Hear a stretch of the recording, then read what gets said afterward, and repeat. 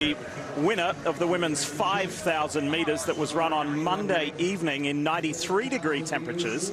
Elise Cranny felt really good in that race, and she felt good because she was running with her Bowerman teammate, Karissa Schweizer, who's also going to Tokyo. Cranny and Schweizer have had a great start to their trials, going 1-2 in the 5,000. They come in here ranked with the 3rd and 4th fastest times ever by an American in this event. Cranny ran it for the first time this year, and here we see Emily Sisson. A lot of people are saying, look to Emily Sisson to win this women's 10,000. It's about to start. You see multiple waves of athletes, and there's a good reason. 41 women have taken the gun to participate for a shot to Tokyo. We already had a shoe come off there at the very beginning, but this is 41 women.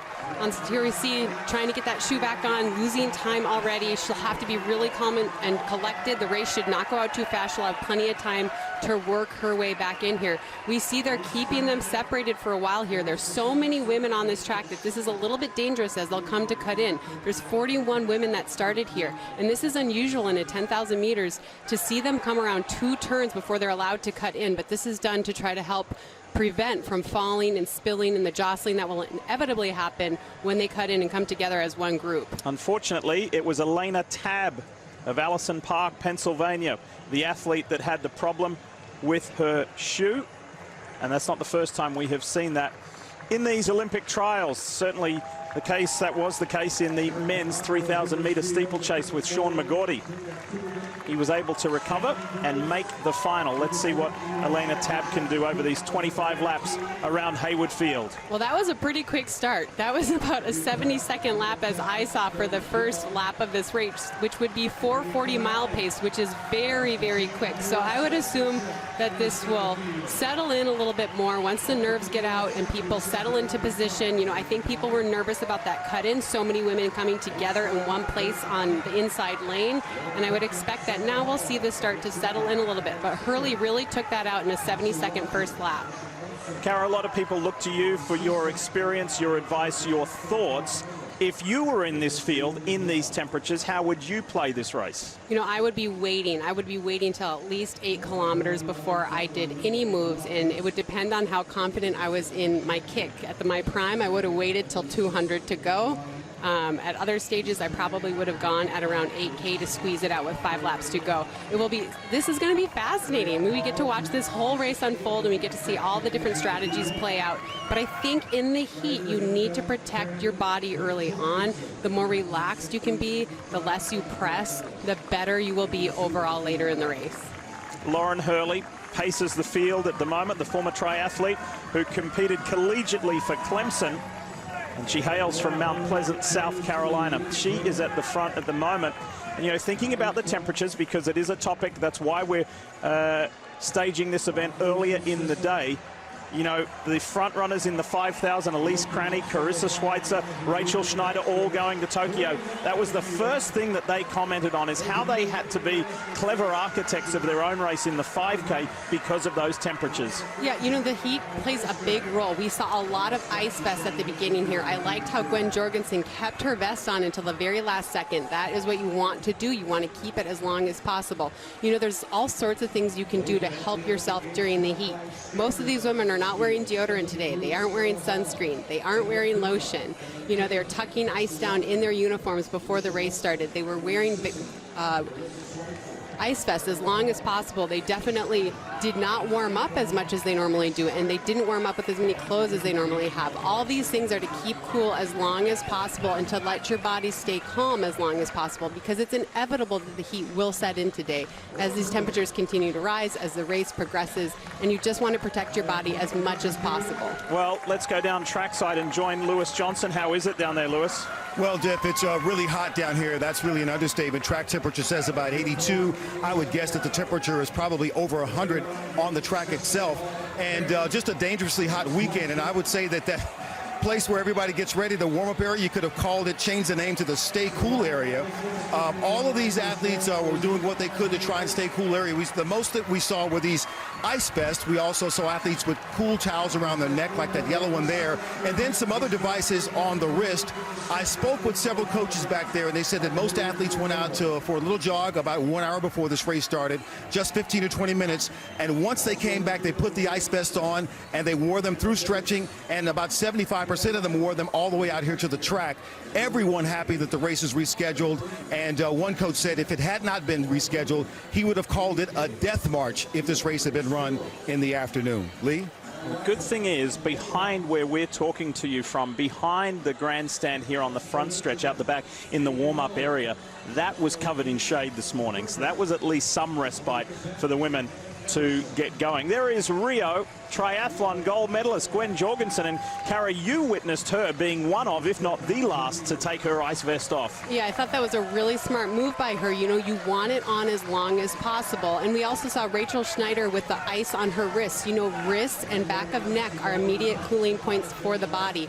We saw a lot of people dumping ice or dumping water on their wrists and the back of their neck right before they started. A lot of people tucking, again, the ice into their uniforms, doing anything they can to keep the body cool as possible, and psychologically just knowing that you're doing something to fight it. It helps a lot. 21 laps to go here at Hayward Field in the women's 10,000. Pace this field over Natasha Rogers, Emily Sisson, Sarah Hall, runner-up in the London Marathon, and then Elise Cranny, Karissa Schweizer. Wayne Kalati is in there, and Rachel Schneider, who finished third in the women's 5,000 earlier this week, in a good position as well. You know, they have really settled in now. We see Sisson coming to the front now because they've been running a few 79-second laps, and she thinks maybe this is a little too dwindling for her. She doesn't want it to come down to a blistering last 3 laps, so she's thinking now, maybe I should stretch this out a little bit. This is a risky move, you know. Sisson is certainly one of the best women in this field, one of the fastest women in this field, but it is still early on in the race. They still have 20 laps to run, so this is a little bit risky to be pushing from this far out. We saw Emily in the Olympic marathon trials in February of 2020 in Atlanta. Unfortunately, she was not one of the top 3 in that race. She had to drop out after mile 22. That was pretty frustrating personally. So this is another opportunity. This is another shot to represent Team USA for Emily Sisson. You know, Emily Sisson trains in Arizona where it is blistering hot, so she's used to the heat, but she's not used to the humidity. So this is an interesting tactic by her to take it here. And she's followed closely by Natasha Rogers, who in 2012 finished second at the U.S. Olympic trials, but did not have the standard and was not able to go on to the London Games. And she's fought a lot the last few years. She's dealt with injury, she's dealt with depression, but she's really found her way at the Hanson's Brook Project, and she comes out here as one of the fastest seeded times.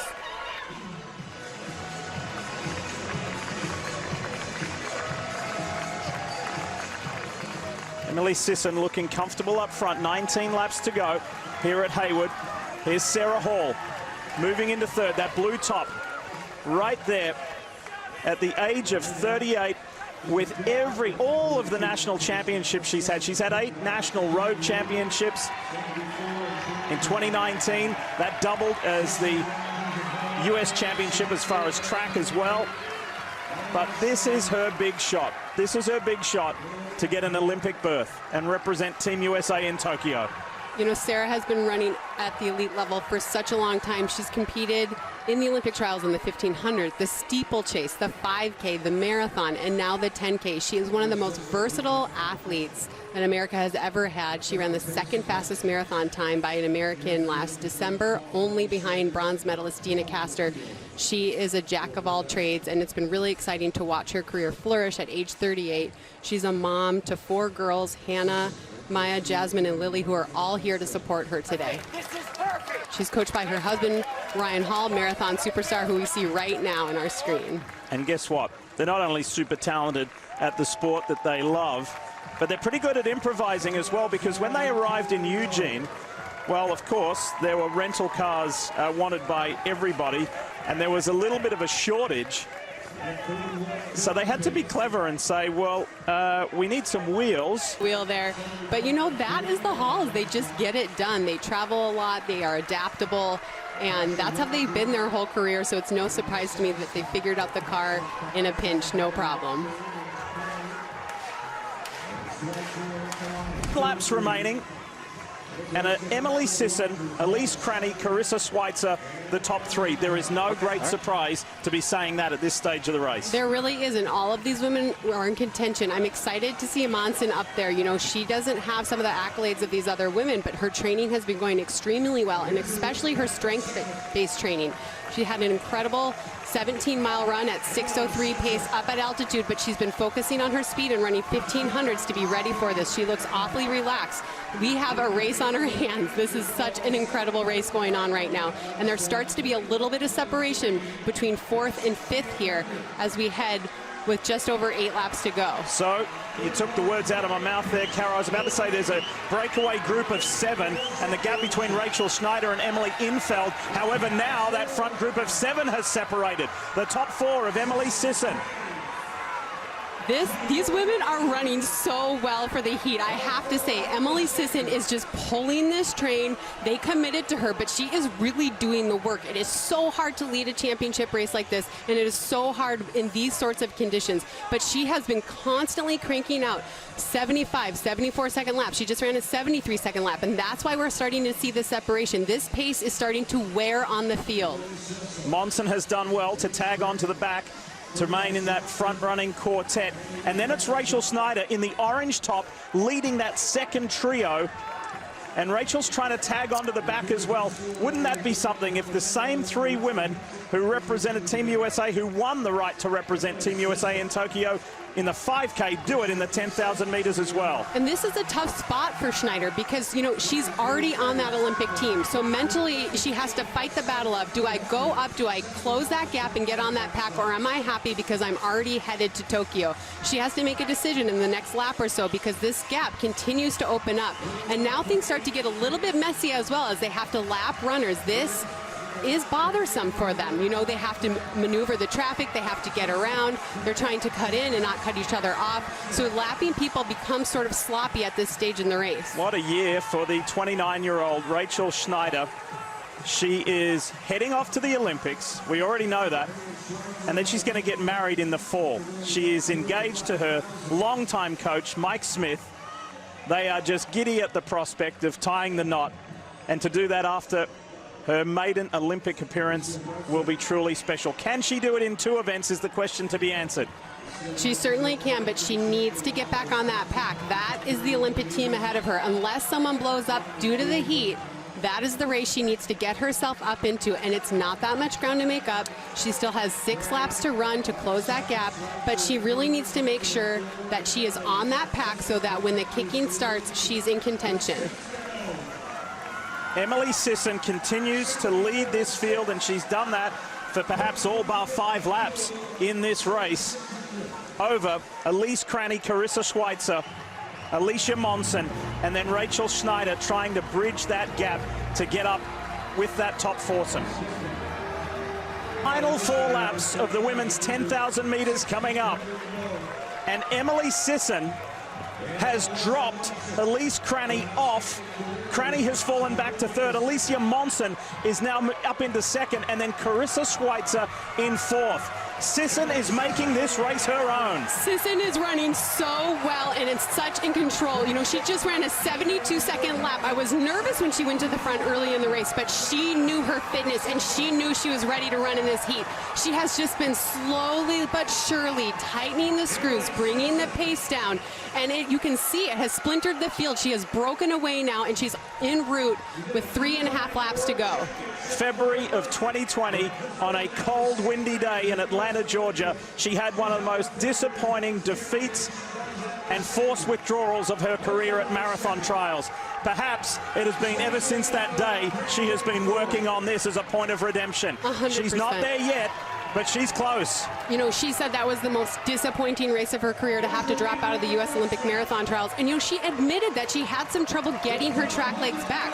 She said the pandemic year actually helped her. She had an extra year to shake out that marathon training, get her speed back. She's run three incredible 5Ks this year, going sub 15 minutes in preparation for this. She has the speed, she has the strength from all of her marathon training, and right now she is looking like the one who has just controlled this race, the one to beat. She's led all but 4 laps of this race. Cranny has faded. Cranny's now fallen behind her teammate, Karissa Schweizer, to 4th. So at the moment, the Olympic team is Sisson, Monson, and Schweizer inside the final 3 laps. And Emily Sisson has more than a 25-meter lead over Alicia Monson.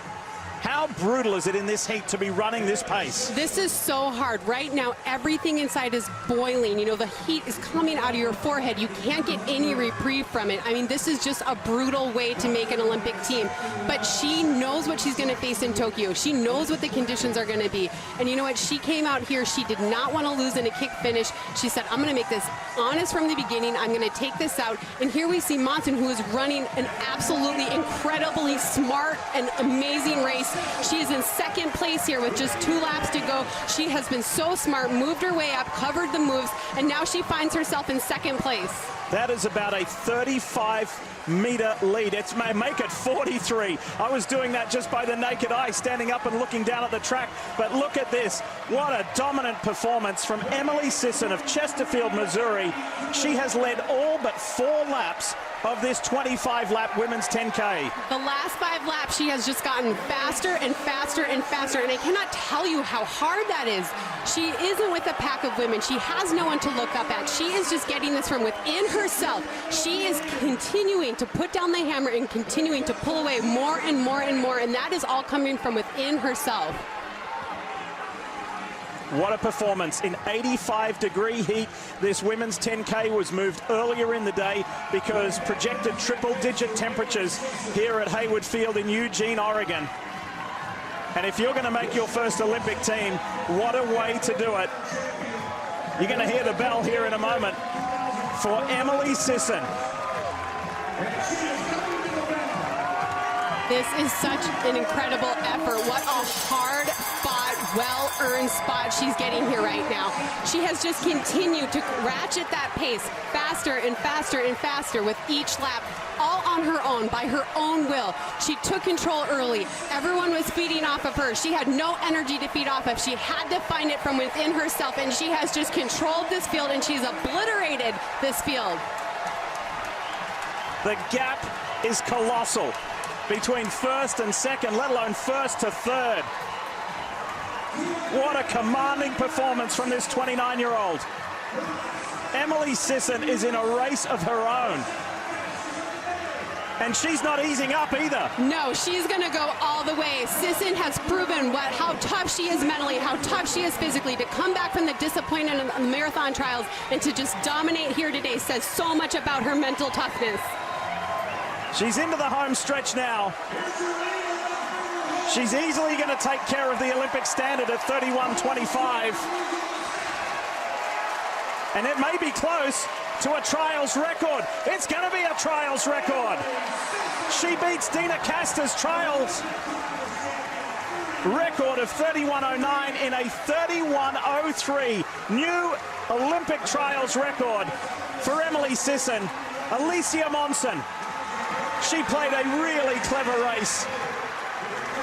Karissa Schweizer comes across 2nd in a storming final lap. Alicia Monson, there's your 3 Olympians right there. Emily Sisson, Karissa Schweizer, she's going to do it in both the 5,000 and 10,000 for Team USA, and Alicia Monson.